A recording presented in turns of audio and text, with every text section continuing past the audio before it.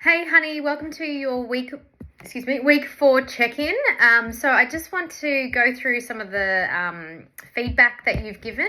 It's very similar to last week, and I do hope that we can get some healthy habits under the way. Look, I did make a post today and I posted a video in our group, so if you get a chance to watch it, it will be very beneficial for you. If you can just focus on nailing the 4 main health habits, I reckon it will really be successful for you. If you can focus on filling up your lunch and your dinners with as much vegetables as you can, I'm talking, think about maybe grabbing all of the vegetables out of your vegetable tray, like in your fridge, whatever you've got, chop it all up, chuck it on a big tray, put some nice herbs and spices on it, put it in the oven. Honestly, it's one of the easiest, simplest lunch and dinner options, and I do get over it if I do it too often, but if you haven't done it for a while, just get a bowl, fill it up with vegetables, and put a little bit of like barbecue chicken on there, and a little bit of tzatziki, and you'll find it's a low calorie but very satisfying, full of vegetables and fiber, which is going to keep your feeling fuller for longer, and also help slow down your digestion, which also makes you feel fuller for longer. Now, I do want to see those scales go down and the measurements go down. 1,200 calories is tough to get down if you're used to eating more. And the same thing with when Aaron is home is just cook up those main big meals with heaps of vegetables. Think stir fries as well, but not as much sauces. Vegetable trays, big, healthy, lovely salads with maybe some roasted vegetables chucked in there. Even healthy pizzas you can do. Get a wrap, load it with all heaps of yummy veggies on top, a tiny little sprinkle of cheese. You don't need a lot of cheese, and put some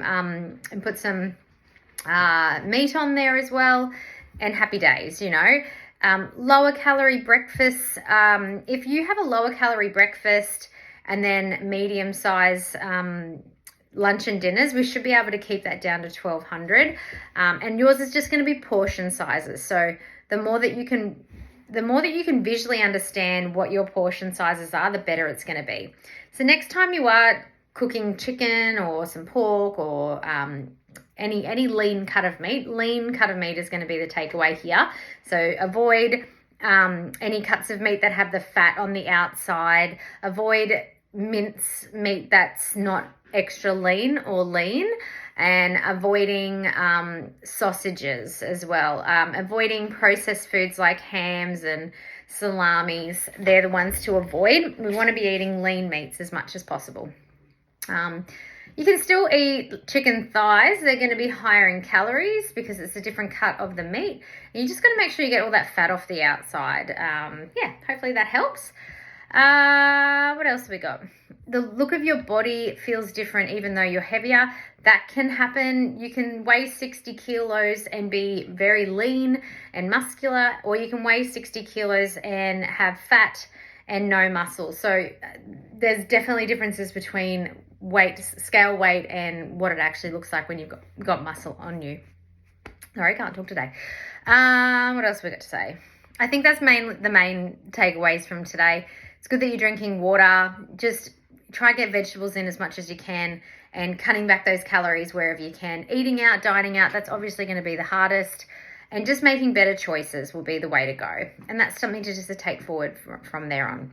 All right, I hope that helps, and just keep it up. We're only 1/4 of the way through our challenge. So even if you're not seeing results so much now, we're a third of the way through. So we've still got time. This is not a sprint, it's a marathon, 12 weeks. Let's see what we can do. All right, see ya.